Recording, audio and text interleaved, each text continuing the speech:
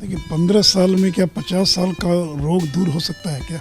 और कोई 15 साल में सारे अस्पताल बन जाए, सारी व्यवस्था ठीक हो जाए, हो सकता है क्या? एक भी नर्सिंग का कॉलेज नहीं था बिहार के अंदर। सारी नर्सें केरल से आती थी। आज जाकर देखिए अस्पताल में कहीं कोई बिहार केरल की नर्सेज हैं क्या? सारी नर्सेज आज बिहार की नर्सेज हैं। डॉक्टर्स नहीं थे। अभी पिछले महीने हम लोगों ने करीब 6000 नए डॉक्टर्स की नियुक्ति की है। रघुवंश बाबू अपने अंतिम दिनों में कितना अपमानित महसूस कर रहे थे और उनको पत्र लिखना पड़ा। उस पत्र के बारे में भी कह रहे हैं कि वो फर्जी है। अगर फर्जी तो उनका बेटा जवाब देगा ना कि फर्जी है कि जेन्युइन पत्र है। बहुत अच्छी अंडरस्टैंडिंग है बीजेपी और जेडीयू के अंतर्गत और हम लोग मिलजुल कर सारा काम करते हैं। इसलिए कौन छोटा, कौन बड़ा, कौन मझला, ये सब कोई मुद्दा नहीं कि लोक जनशक्ति पार्टी इसी अलायंस में थी, इसी अलायंस में रहेगी और हम लोग मिलकर चुनाव लड़ेंगे। मांझी जी भी रहेंगे, चिराग पासवान की पार्टी भी रहेगी, जनता दल भी है, बीजेपी भी है। हम लोग सब मिलकर अगला विधानसभा का चुनाव लड़ेंगे।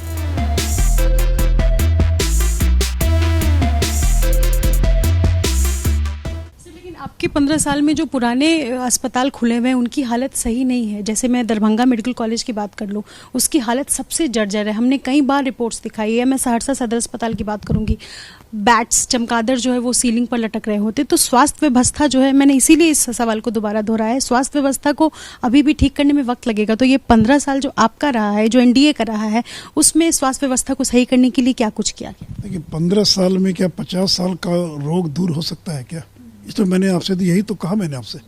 अगर उन लोगों ने अस्पतालों को बनाया होता तो हम लोग और आगे बढ़ते जो हैं। तो उन लोगों ने कुछ किया ही नहीं और कोई 15 साल में सारे अस्पताल बन जाए, सारी व्यवस्था ठीक हो जाए, हो सकता है क्या? तो इसलिए देखिए हम लोगों ने पूरा प्रयास किया है। आज बिहार में नर्सेज नहीं थी, एक भी नर्सिंग का कॉलेज नहीं था बिहार के अंदर। सारी नर्सें केरल से आती थी। आज जाकर देखिए अस्पताल में कहीं कोई बिहार केरल की नर्सेज हैं क्या? सारी नर्सेज आज बिहार की नर्सेज हैं। डॉक्टर्स नहीं थे। अभी पिछले महीने हम लोगों ने करीब 6000 नए डॉक्टर्स की नियुक्ति की है। तो इसलिए मैंने कहा कि जिनको इतना लंबा मौका मिला, अगर उन लोगों ने अगर नींव डाल दी होती, पहला तल्ला बना दिया होता, तो हम लोग और ऊपर दूसरा तल्ला, तीसरा तल्ला बनाते। आखिर क्यों डीएमसीएच को केंद्र ने एम्स में परिवर्तित करने का निर्णय इसलिए तो लिया उन्होंने करने के लिए। तो ये हम थोड़ी दावा करें कि 15 साल में हमने सब ठीक कर दिया। ये तो हमने कभी दावा नहीं किया। लेकिन हम ये दावा करते हैं कि सड़कों को हमने ठीक कर दिया। हम ये दावा करते हैं कि घर घर हमने पीने का पानी पहुंचा दिया। हम ये दावा करते हैं कि बिजली हमने घर घर पहुंचा दी। हमने कभी नहीं दावा किया। हाँ, लेकिन 15 साल पहले हेल्थ की क्या स्थिति थी और आज क्या स्थिति है, तो 2005 में जब हम लोग सरकार में आए 39 मरीज आते थे एक महीने के भीतर प्राइमरी हेल्थ सेंटर में। आज उनकी संख्या बढ़कर 10,000 हो गई। आखिर क्यों 39 मरीज आते थे? आज लोगों को मुफ्त दवा मिल रही है। लेकिन मैं ये दावा नहीं कर रहा हूँ कि हमने सब ठीक कर दिया, राम राज आ गया और बिहार जो है केरल और तमिलनाडु के समान जो है विकसित राज्य की पंक्ति में कहा। मैंने कभी दावा नहीं किया, नहीं दावा कर रहा हूँ मैं। लेकिन जिन चीज़ों में हमने दावा किया, मैंने कहा कि बताएं वो इन चीज़ों के अंदर। और आज और एक चुनौती के रूप में लिया हम लोगों ने कोरोना को। तो आज एम्स से लेकर पीएमसीएच, एनएमसीएच, आज वहाँ पर और जब कल 2.25 लाख टेस्टिंग हुई है एक दिन के अंदर। पूरे हिंदुस्तान का रिकॉर्ड है कि 2.25 लाख टेस्टिंग एक दिन के अंदर हुई है। इसलिए देखिए एक चुनौती के रूप में हम लोगों ने स्वीकार किया है और व्यवस्थाओं को ठीक कर रहे हैं। अगला मौका मिला तो और बेहतर करेंगे और अच्छा करेंगे। अगला सवाल मेरा रघुवंश बाबू पर है। जिस तरीके से अपने मृत्यु के आखिरी कुछ दिनों में उन्होंने चिट्ठियाँ लिखी सीएम नीतीश कुमार के नाम, या आखिरी चिट्ठी उनकी जो वायरल हुई थी उसमें उन्होंने ये कहा था कि मुझे माफ़ कर दीजिए, जो उन्होंने राजद सुप्रीमो लालू प्रसाद यादव के नाम लिखा। विपक्ष कह रही है कि उनकी मौत पर सियासत एनडीए कर रही है, बीजेपी कर रही है। रघुवंश बाबू की जिस तरीके से मौत हुई, आपको लगता है कि विपक्ष के सवाल का जवाब दिया जा सकता है, या आप इस बात को मतलब सियासत को लेकर के क्या कहेंगे? नहीं, देखिए जब उनका शव यहाँ पर आया तो उनके परिवार के लोगों ने राष्ट्रीय जनता दल के कार्यालय नहीं जाने दिया। एयरपोर्ट पर नहीं, लगता नहीं वहाँ एयरपोर्ट पर बहस हुई। एयरपोर्ट पर राष्ट्रीय जनता दल के तमाम नेता मौजूद थे। वो चाहते थे कि रघुवंश का जो शव है वो आरजेडी कार्यालय जाए, लेकिन उनके परिवार के लोगों ने कहा नहीं, किसी कीमत पर राष्ट्रीय जनता दल का कार्यालय पर नहीं जाएंगे वो। और वहाँ से उनका शव सीधे लाया गया। ऐसा क्यों हुआ सर कि परिवार इस तरीके से? तो वो तो आप ज़्यादा जान, आप रोज़ दिखा रही हैं कि रघुवंश बाबू अपने अंतिम दिनों में कितना अपमानित महसूस कर रहे थे और उनको पत्र लिखना पड़ा। अब उस पत्र के बारे में भी कह रहे हैं कि वो फर्जी है। अगर फर्जी तो उनका बेटा जवाब देगा ना कि फर्जी है कि जेन्युइन पत्र है। तो रघुवंश बाबू जैसे व्यक्ति को अपने जीवन के अंतिम दिनों के अंदर राष्ट्रीय जनता दल से इस्तीफा देना पड़ा। इसका मतलब कितनी घुटन महसूस करते थे, किस तरह की स्थिति थी राष्ट्रीय जनता दल के भीतर। ये दर्शाता है कि उन्होंने लालू यादव की भी बात को मानने से इनकार कर दिया। तो इसलिए राष्ट्रीय जनता दल के भीतर क्या चल रहा है, इसका जीता जागता उदाहरण रघुवंश बाबू है। चुनाव का सवाल मैं एक करना चाहूँगी कि जिस तरीके से बिहार में लगातार जब बीजेपी चुनाव लड़ी है जेडीयू के साथ, तो बीजेपी ने छोटे भाई का रोल प्ले किया है। ऐसा कब, जबकि बाकी राज्यों में देख लीजिए, अगर महाराष्ट्र में बात करें, जब भी चुनाव लड़ा है बीजेपी ने साथ में, तो बीजेपी बड़े भाई का रोल प्ले किया, या हरियाणा में बीजेपी बड़े भाई का रोल प्ले करती है। बिहार में बीजेपी बड़े भाई का रोल कब प्ले करेगी? देखिए, ये कोई बड़े भाई छोटे भाई का सवाल नहीं है। नीतीश जी मुख्यमंत्री हैं बिहार के, हमसे ज़्यादा सीट है उनके पास, तो सही कि बड़ा भाई तो वही ना होंगे। उनके पास 70 सीट है, हमारे पास 54 सीट है।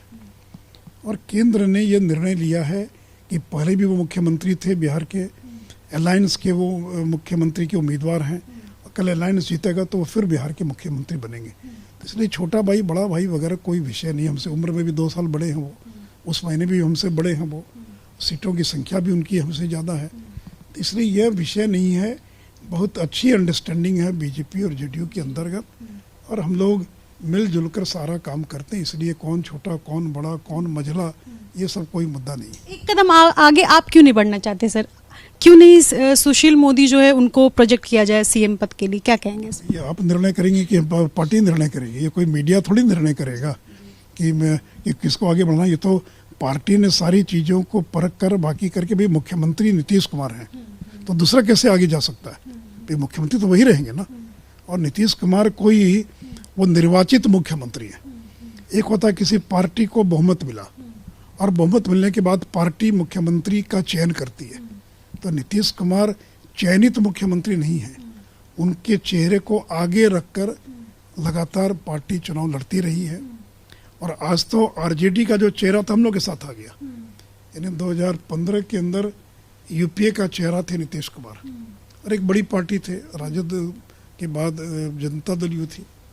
तो आज नीतीश कुमार हमारे साथ है, पहले भी हमारे साथ थे। तो इसलिए देखिए, ये सब कोई विषय नहीं है। एक बड़ी अच्छी अंडरस्टैंडिंग के साथ मिलजुल कर काम करते हैं। केंद्र भी बहुत व्यवहारिक है, बहुत प्रेगमेटिक है। वही बिहार की सारी जो ज़मीनी सच्चाई है उसको जानता है। इसलिए मिलजुल कर हम लोगों ने, और कोई मीडिया के आधार पर हम कोई निर्णय नहीं करते। हम अपनी ज़मीनी स्थितियों को देखकर जान करके और हम निर्णय करते हैं। आखिरी सवाल है, एनडीए में कौन, जीतन राम मांझी की पार्टी या चिराग पासवान की पार्टी? बिहार एनडीए में किसको, दोनों को हिस्सा माना जाए या मांझी को सिर्फ माना जाए? क्योंकि जिस तरीके से चिराग पासवान को लेकर के जो बातें चल रही हैं, एक क्लियर पिक्चर तो आनी चाहिए। नहीं, देखिए, मुझे तो पूरा विश्वास है कि लोक जनशक्ति पार्टी इसी अलायंस में थी, इसी अलायंस में रहेगी, और हम लोग मिलकर चुनाव लड़ेंगे। मांझी जी भी रहेंगे, चिराग पासवान की पार्टी भी रहेगी, जनता दल भी है, बीजेपी भी है। हम लोग सब मिलकर अगला विधानसभा का चुनाव लड़ेंगे। बहुत बहुत शुक्रिया सर से बातचीत करने के लिए, वक्त देने के लिए। तो जाहिर सी बात है, जिस तरीके से सुशील मोदी ने बिल्कुल बेबाक अंदाज में कहा कि राम राज्य का वादा नहीं किया है, लेकिन जो भी वादे एनडीए की तरफ से किए गए हैं, एनडीए उन उम्मीदों पर खरी उतरी है। जबकि विपक्ष के सामने कई सवाल है, और चुनाव में भी एक बड़ा दमखम के साथ सुशील मोदी इस बार वादा कर रहे हैं, और इसके साथ साथ ये भी कह रहे हैं कि इस बार एनडीए की सरकार एक बार फिर बनेगी। कैमरा पर्सन विशाल राय के साथ Nidhishree, ABP news, Patna. ABP news आपको रखे आगे।